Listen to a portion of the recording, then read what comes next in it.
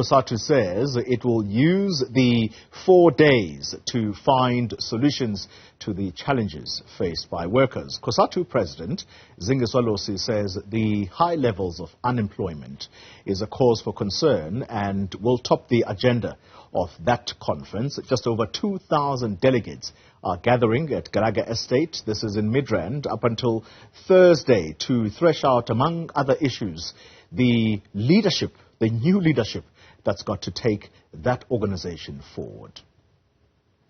Well, let's get... So we expect about 2,500, including our guest. We've invited the other 3 federations, Yosaftu, Fedusa and NACTU, to also come and join us. And it's going to be a very robust discussions, debates that are going to take place. We expect a mood that explains what workers are going through. We expect workers to express their pain through songs. We expect workers to express their celebration of their victories through songs. But what is going to be confronting this Congress is exactly about the high levels of unemployment in our country. Workers have lost jobs, sectors have suffered. And we expect that the discussion and the debates must be about how we are going to build ourselves first as a federation. Because if we are going to address issues of collective bargaining, if we are going to address issues of socio-economic challenges that the country is faced with, we need a strong federation. We need strong unions in our sectors. We need unions that are able to service their members, unions that are able to fight for workers at the workplace. And this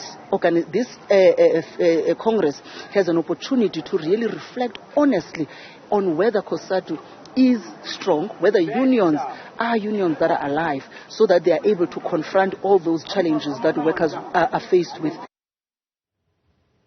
All right, well, let's continue this discussion now around that Cosatu elective conference that's taking place in Midrand, and we speak to Tony Healy, who is a labor consultant sitting in Cape Town this morning. Tony, good morning to you. So while we talk about the challenges that face workers, as you would have heard there from the Cosatu president, I mean, she mentions, among other issues, the challenges, and she includes in that same sentence the victories that workers have managed to achieve. I wonder what those are going to be. But let's start off our conversation with whether or not organizations like Cosatu, including its affiliates, are still relevant for workers today. And I ask you this question because she says we need unions that are going to fight for workers' struggles in the workplace. Are they still doing that?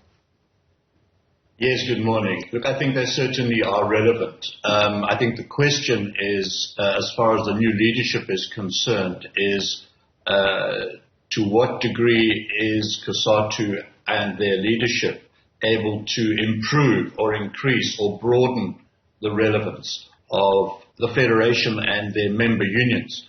There are a number of challenges facing the Cosatus of the world and the union federations in general. And firstly, the fact that there are 4 federations. And that's the first problem that the leadership is going to have, is that since SAFTU broke away, if you like, from Cosatu, and bearing in mind we do have 2 other federations, we now have fragmentation of trade unions. That leads to the proliferation of trade unions, and that leads to union rivalry. And that weakens trade unions. I think the second thing the leadership need to consider is, in the current collective bargaining environment where inflation is so volatile, unions will be quick to trumpet that they achieve above inflation increases in collective bargaining. But 5 minutes later, the inflation rate has gone up, and suddenly they are below inflation increases. There are lots of examples of that. Yeah. And maybe finally the fact that trade unions, especially in the private sector, have not really made a lot of progress in organizing workers in the more skilled sectors of the economy. Tony, you mentioned the element about 4 trade union federations. These are labor organizations that under them they have a variety of unions that organize in different sectors of the economy. Perhaps it is a relevant question to ask at a time like this when there is a jobs bloodbath, especially coming out of the COVID pandemic. How important would it be, because this is what they have been calling for a very long time, that one country, one federation?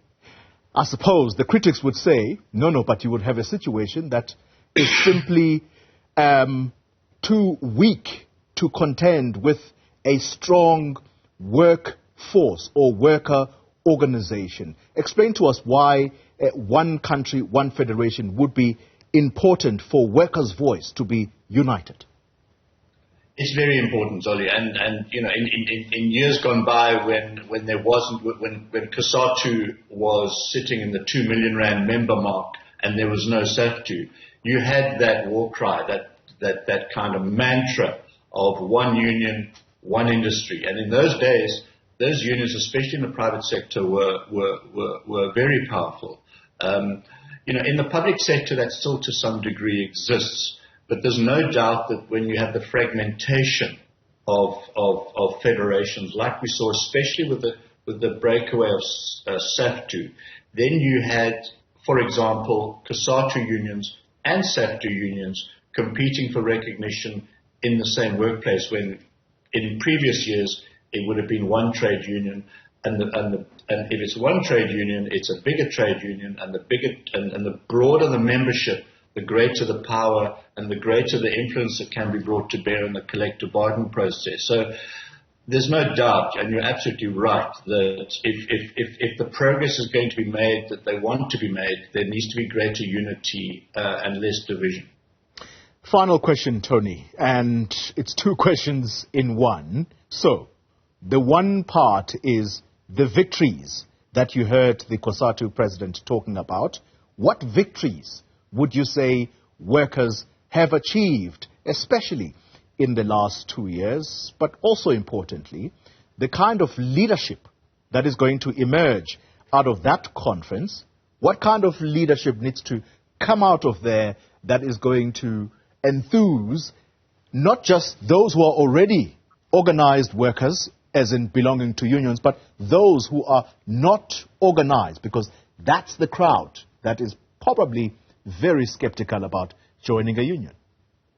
Yes, and if you were a union member, you would want to see greater unity amongst the federations. There is talk, I hear, of a closer relationship between SAFTU and Cosatu, but that is weakened. That has severely weakened many of the Cosatu unions. And if a Cosatu union member is looking at the new leadership, if I was in their shoes, I'd be wanting them to forge closer relationships with the other federations, certain compacts with the other federations, even somehow potentially to bring SAFTU unions back into the fold of Cosatu itself. That would probably be first prize, because that grows the membership base and that grows the power base. So I would say that if you're looking at it as a Cosatu union member, at the leadership, you'd be wanting to see greater cooperation and maybe unification between two or more of the current 4 federations in the country. Tony Healy, a Labour analyst, thank you so much for your time and indeed insight on these matters.